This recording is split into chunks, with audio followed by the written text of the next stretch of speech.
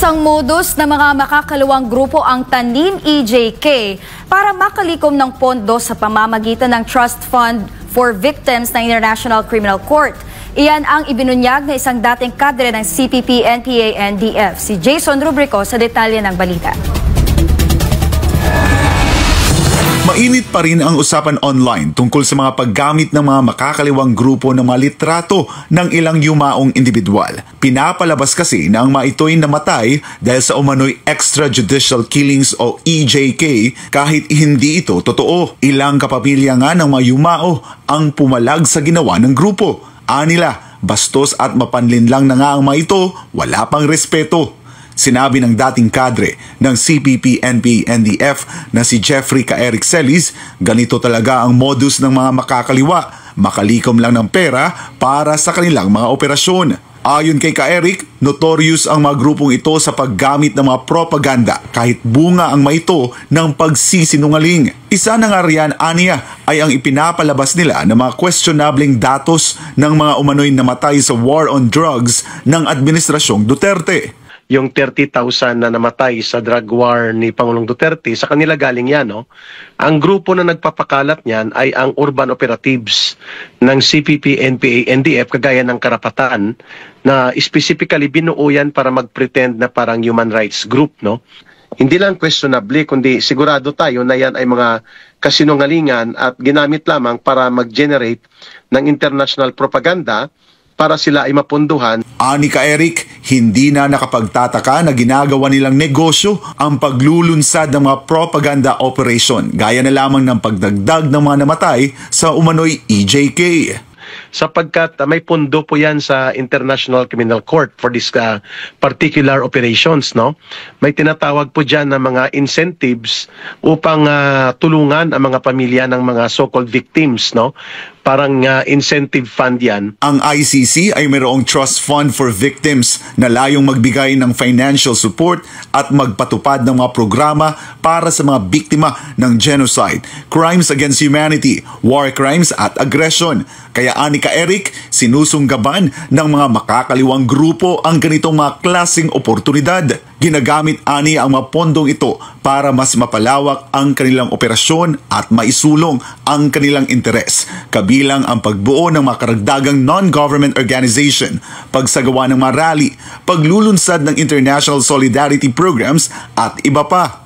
Lahat ng yan, kung titingnan mo, ay kunwari sila ay very much concerned sa human rights issues. Pero sapagkat ang totoo dyan, tinutungtungan nila yung issue na yan na mabango at attractive para sa international funders.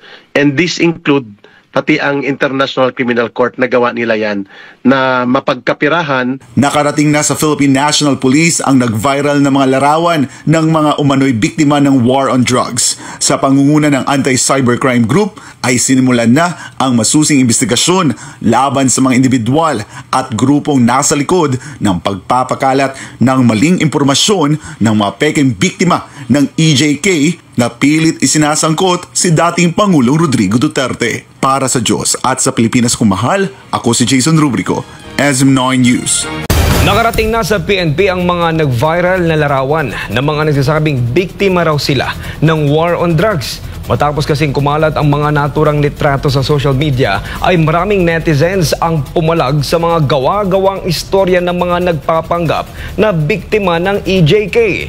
Lumalabas din na walang koneksyon ang mga umano'y biktima sa mga alegasyon laban kay dating Pangulong Rodrigo Duterte.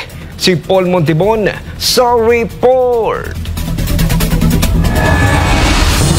Sa panguna ng Anti-Cybercrime Group ay sinimulan na ang masusing investigasyon laban sa mga individual at grupong nasa likod ng pagpapakalat ng maling impormasyon ng mga peking EJK victims na pilit isinasangkot si dating Pangulong Rodrigo Duterte. Ilang larawan at testamento ang lumabas kung saan ipinakita ang mga umano'y pamilya ng mga biktima ng EJK. Ngunit nang siyasatin, ilan sa mga ito ay walang kaugnayan sa war on drugs at hindi naman biktima ng karahasan noong nakaraang administrasyon. Kapansin-pansin na halos sabay-sabay na naglabasan ang mga grupo at individual. Sa panayam nga kay PNP Public Information Office Chief Colonel Randolph Tuanyo, Isinumiti na nila ang mga ebidensya sa Criminal Investigation and Detection Group o CIDG para sa mas malalim na pagsisiyasat. Isa sa mga kontrobersyal na lumitaw ay si Aling Sheila na may bitbit na larawan ng kanyang anak na umano'y biktima ng EJK. Ngunit nadiskubre na noong 2024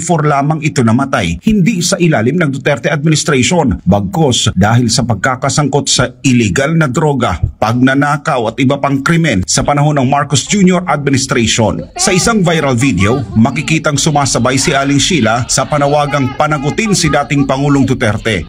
Ngunit ayon sa PNP, hindi ito palalampasin. Siya at iba pang mga grupo na sangkot sa pagpapakalat ng maling impormasyon ay maaaring masampahan ng kaso. Bukod kay Aling Sheila, patuloy rin nagkakalat ng iba't ibang memes at fake news na pilit iniuugnay sa dating Pangulo.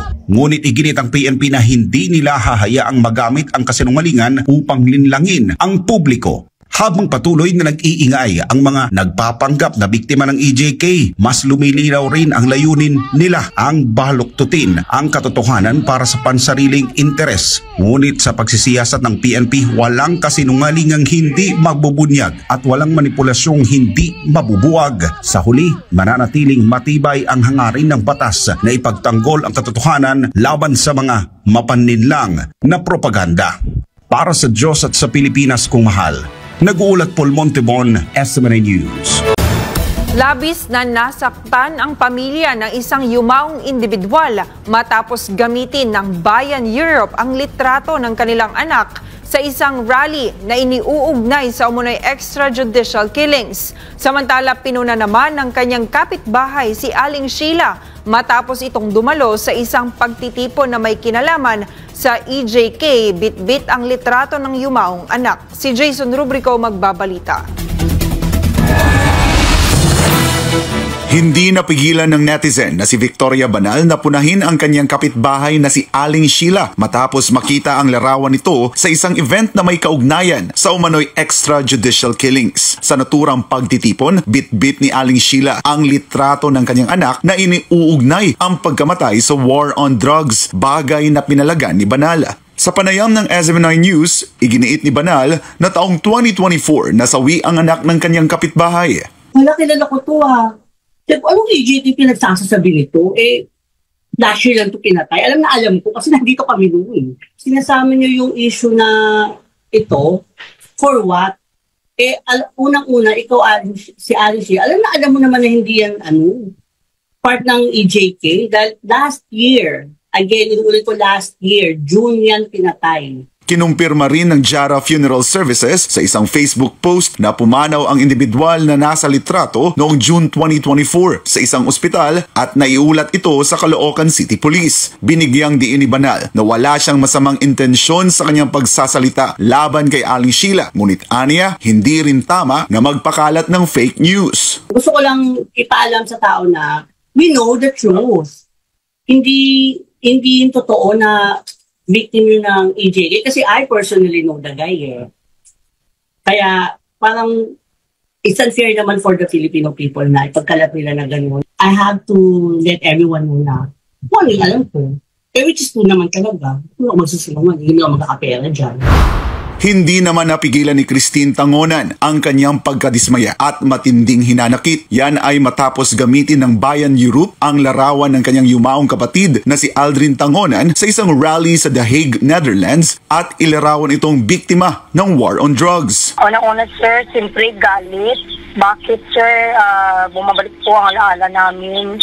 Siyang gabing pinatay po si Aldrin, pinaslang na dahil lang po sa selos.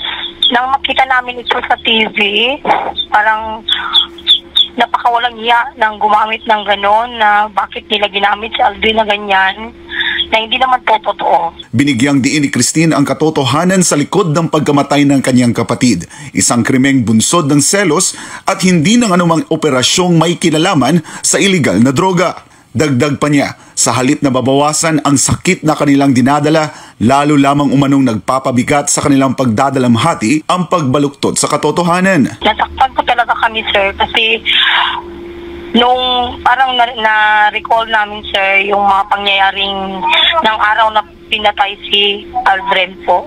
Bakit nagawa nila yon? Dapat papanagutan ko sana nila, sir, maawa naman po sila. Kung may mga konsensya pa sila, wag na po sana nilang ulitin ang mga ganyang pangyayari dahil masakit po sa part ng mga biktima po. Nanawagan din siya sa publiko at sa mga organisasyong nagpapakalat ng maling impormasyon na magpakita ng respeto sa kanilang pamilya, lalo't higit sa lahat sa kanyang kapatid. Hiling din ni Tangonan na maging responsable sa paglalabas ng impormasyon at iwasan ang pagpapakalat ng fake news na aniyay lalo lang nagpapahirap sa mga naiwang kaanak. Maliban pa rito, ginamit din ng mga makakaliwang grupo sa kanilang mapanlinlang na propaganda ang litrato ng isang yumaong doktor, pati na rin ang litrato ng isang law student mula sa University of Santo Tomas na namatay noong 2017 dahil sa hazing at hindi sa war on drugs. Para sa Diyos at sa Pilipinas kumahal, ako si Jason Rubrico, SM9 News.